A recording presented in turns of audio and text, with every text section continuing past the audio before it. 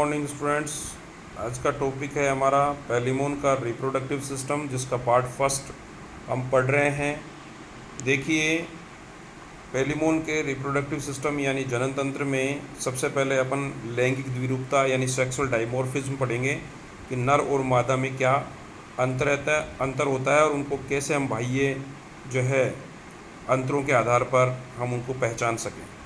देखिए, पैलिमोन में लिंग पृथक होते हैं और लैंगिक द्विरूपता इनमें सुनिश्चित देखी जाती है।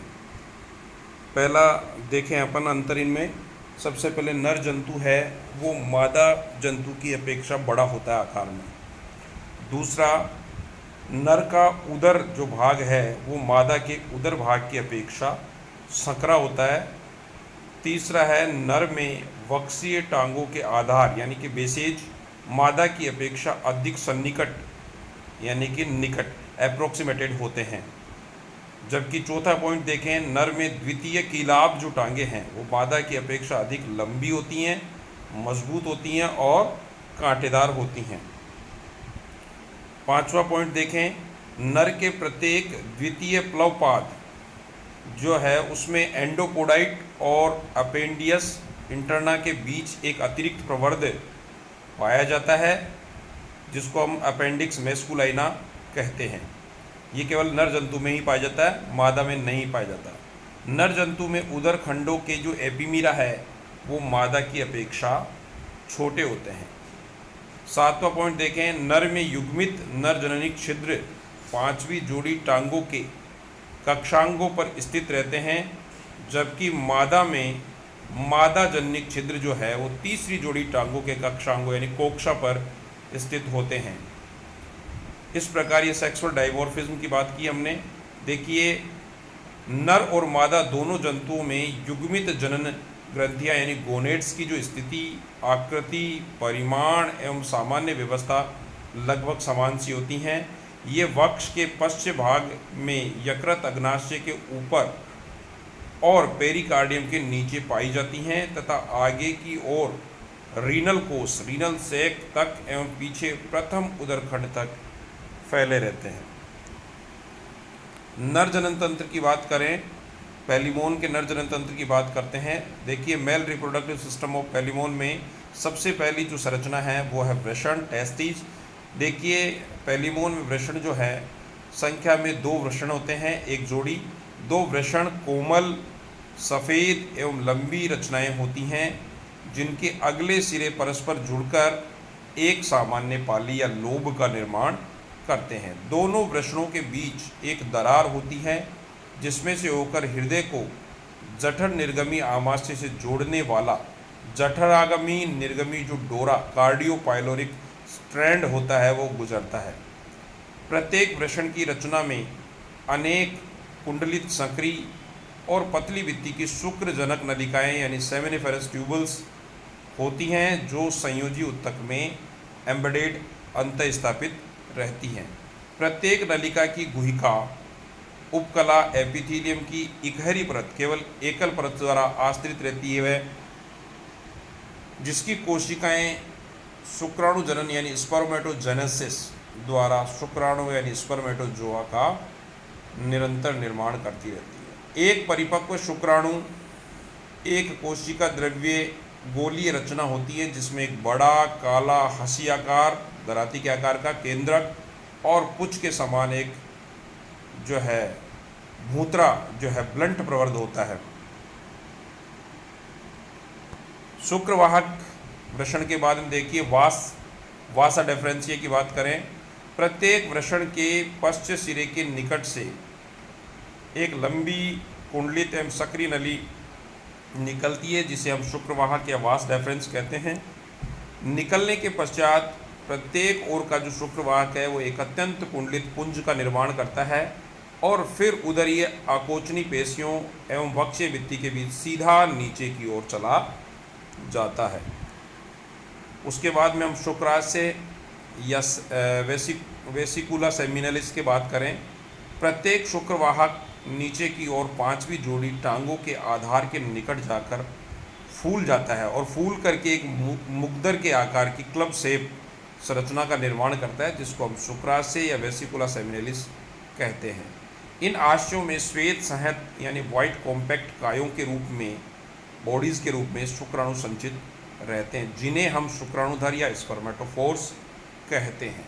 प्रत्येक शुक्राशय अपनी ओर की पांचवी टांग के कक्षांग के अंदर की सतह पर एक नर जननिक छिद्र यानी मेल जेनिटल अपर्चर द्वारा बाहर की ओर खुलता है। ये प्रश्न बहुत कंपटीशन में पूछा जाता है, इसलिए इस प्रश्न को आप अच्छे से याद करें, समझें कि जो प्रत्येक शुक्राशय है वो कहाँ पाया जाता है। प्रत्येक जो शुक्राशय है वो अपनी ओर की जो पांचवी जो टांग है उसकी कक्षांग या कोक्षा के अंदर की ओर जो है एक छिद्र द्वारा खुलता है, जिसको हम नर जननिक छिद्र कहते हैं। तो प्रश्न ये परीक्षा में ये पूछा जाता है कि नर जननिक छिद्र कहाँ पाया जाता है, तो आप बोलेंगे कि पांचवी जोड़ी के जो कोक्षा भाग है वहाँ खुलता है। प्रत्येक छिद्र अध्यावरण एक छोटे ढापन द्वारा, एक ढक्कन-नुमा संरचना द्वारा ढका रहता है। अब देखिए ये नर जननांग का जो है पेलिमोन के नर जननांग का डायग्राम है, जिसमें आपको लंबे बेलनाकार आकृति के कुंडलित जो है टेस्टिस या वृषण दिख रहे हैं, जो संख्या में 2 हैं। उनके बीच में देखिए आप दोनों वृषणों के बीच में median gap for cardiopyloric strand, cardiac pyloric strand जो है जठर निर्गमी जो डोरा है उसके लिए बीच में जो है जगह है। दोनों टेस्टिस के collected mass of vas deferens और जो है दोनों वृषणों से कुंडलित जो है सक्रिय नलिकाएं निकलती हैं, जिसका एक गुच्छा सा इनके नीचे बना हुआ है।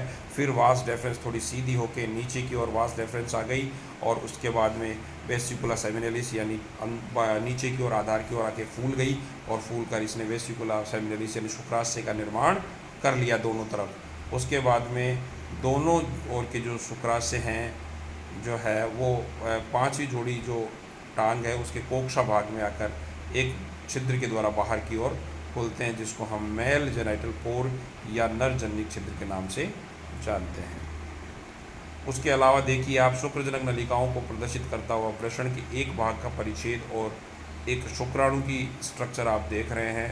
तो देखिए इसमें भी आप देखिए कि शुक्रजनक सेमिनिफरस ट्यूबल्स जो है वो वृषण की जो इकाई है उसमें ब्लड लेक्यूल्स दिख रहे हैं आपको, और आपको जो है पांचवी जोड़ी पे खोलेंगे ये लोब्यूल्स है, लिमिटिंग मेम्ब्रेन है, जर्मिनल एपिथेलियम है, कनेक्टिव टिश्यू डेवलपिंग स्पर्मेटोजोइट्स जो है शुक्राणु परिवर्तित होते हुए आपको दिख रहे हैं। ये एक जो है वृषण का टीएस समझ लें आप इसको। उसके बाद में देखिए एक शुक्राणु की स्ट्रक्चर आप देखें तो आप शुक्राणु की स्ट्रक्चर एक अलग प्रकार की हमें स्ट्रक्चर यहाँ देखने को मिल रही है, जो शूलनुमा संरचना है, जिसमें हेड पार्ट है जो बड़ा है। हेड पार्ट में एक अर्धचंद्राकार आकार में न्यूक्लियस या केंद्रक दिखाई दे रहा है और नीचे एक जो है शूलनुमा संरचना के अंदर जिसका आधार बिल्कुल नुकीला हो गया है, हमारे को पूंछ या टेल दिखाई दे रही है। मादा जनन तंत्र की अगर हम बात करें तो देखिए फीमेल रिप्रोडक्टिव सिस्टम ऑफ पेलिमोन में सबसे पहले हम बात करेंगे अंडाशय ओवरीज की। देखिए अंडाशय इसमें सफ़ेद सहत यानी कॉम्पैक्ट संरचना है और हंसियाकार आकार के 2 अंडाशय यानी वही एक जोड़ी अंडाशय पाए जाते हैं। इन दोनों के किनारे जो हैं वो आपस में परस्पर जुड़े रहते हैं, परंतु इनके बीच में भी एक दरार होती है। उनके बीच में भी एक दरार होती है, जैसा कि हमने टेस्टिस के बीच में देखी, जिसमें से होकर जठरागमी निर्गम डोरा जो है बाहर निकलता है, गुजरता है। अब ये पेलिमोन का देखिए मादा जननांग का एक डायग्राम है, जिसमें आप देखिए दोनों ओर जो है कॉम्पैक्ट ओवरीज हमारे को दिखाई दे रही है और दोनों के बीच एक छोटा सा जो है छिद्र हमारे को दरार दिख रही है छिद्र के रूप में, और उसमें median gap for cardiac pyloric strand जो है उसकी गुजर रही है। नीचे की ओर दोनों ओर के जो है अंडाशय ओवरीज के नीचे से ओविडक्ट निकल रही हैं, अंडवाहिनियाँ नीचे निकल रही है और अंडवाहिनियाँ इसमें नीचे की ओर आकर जो है वहाँ हमने प्रश्न में पढ़ा था कि पांचवी जोड़ी टांगों के कोक्षा भाग के अंदर आकर जो है नर जननिक छिद्र खुलता है। यहाँ अंतर है इस चीज़ में, देखिए आप जो है इनकी जो टांगों का जो तीसरी टांग है, थर्ड जो टांग है और उसके कोक्षा भाग के अंदर तीसरी जो चलन टांग है उसके कोक्षा भाग में आकर छिद्र खुल रहा है और इसको फीमेल जेनिटल पोर कहते हैं। दोनों में बड़ा महत्वपूर्ण अंतर है। ये कई एग्जाम में ये प्रश्न पूछा जाता है कि नर जननिक छिद्र कहाँ खुलता है, तो आप मेल के लिए बोलेंगे मेल का जो 5वीं जोड़ी चलन टांग है उसके कोक्षाभाग में खुलता है, जबकि मादा जनन छिद्र जो है वो जो है मादा जो प्राणी है उसके जो तीसरी जो वॉकिंग लेग्स है, तीसरी चलन टांग है, उसके कोक्षाभाग में खुलता है। और फिर जो है दोनों जो छिद्र है वो स्टर्नम पर सदे हुए रहते हैं। अब देखिए अंडाशय के एक भाग का हम आवृतित परिच्छेद देखें तो हमारे को स्पष्ट रूप से जो है ब्लड लेक्यूनीज दिख रही हैं, इमेच्योर ओवास दिख रहे हैं, ऊपर की ओर जो है फिर मेच्योर होते जा रहे हैं। इसके बाद में न्यूट्रिटिव सेल्स है, न्यूट्रिटिव सेल्स की सहायता से फिर मेच्योर ओवा हो रहे हैं, इमेच्योर ओवा मेच्योर ओवा में बदल रहे हैं, और ये ऊपर की ओर मेच्योर ओवा के ऊपर एक कैप्सूल की लेयर हमारे को दिखाई दे रही है। देखिए जंतु की आयु, पेलिमोन जो है उसकी आयु और मौसम के अनुसार अंडाशयों की आकृति और परिमाण में परिवर्तन होता रहता है।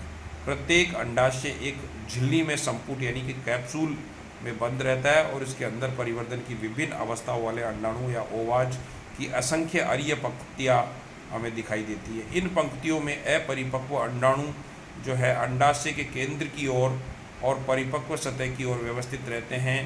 परिपक्व अंडाणु बड़ी केंद्रकित यानी न्यूक्लिएटेड कोशिकाएं होती हैं जिनमें अति अधिक बहुत ज़्यादा मात्रा में पीतक या योग भरा हुआ रहता है। उसके बाद में अगला पार्ट हम बात करें अंडवाहिनियों का, ओविडक्ट्स का। प्रत्येक अंडाशय की जो है बाहरी सीमा के मध्य से एक छोटी चौड़ी एवं पतली भित्ति वाली नली जिनको हम अंडवाहिनी कहते हैं निकलती हैं। ये नीचे की ओर सीधी चलकर अपनी ओर की तीसरी चलन टांग के कक्षांग की अंदर की सतह पर मादा जनिक छिद्र के रूप में यानी फीमेल जेनेटल अपर्चर के रूप में बाहर खुलती है, जैसा कि हम जो है डायग्राम में चीज़ समझ चुके हैं। अब ये तो हो गया हमारा नर जनन तंत्र और एक मादा जनन तंत्र पेलिमोन का। इसके बाद में हम इसकी जो है जीवन वृत्त एवं परिवर्धन जो होगा है लाइफ हिस्ट्री एंड डेवलपमेंट, जिसमें हम फर्टिलाइजेशन से चालू कर रहे हैं। देखिए निषेचन की बात करें तो पेलिमोन मालकोम सोनाई जो जंतु है उसमें मई, जून और जुलाई जो मास होता है या महीना होता है उसमें जनन की क्रिया संपन्न होती है। मादा सामान्यतः एक बार में 200 से 300 परिपक्व अंडे अवंपा की डोरियों के रूप में जो है चिपचिपी डोरियों के रूप में देती हैं, और नर अपने शुक्राणु जो है शुक्राणुधर मादा के जनिक छिद्रों के निकट निक्षिप्त या डिपॉजिट कर देता है, छोड़ देता है, और जैसे ही अंडे बाहर निकलते हैं उनमें निषेचन की क्रिया संपन्न हो जाती है। इस प्रकार निषेचन बाह्य होता है इनमें और सामान्यतः यथा स्थान होता है, अपनी ही जगह होता है, गति नहीं करनी पड़ती है शुक्राणुओं को।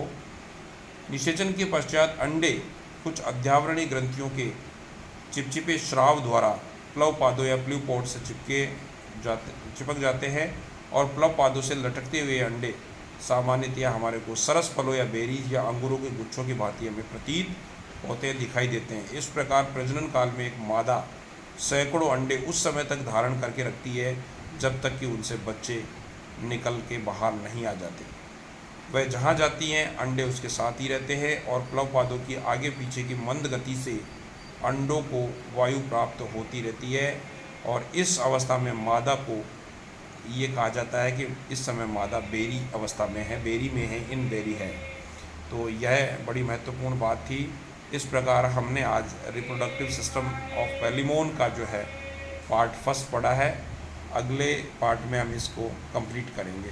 Thank you.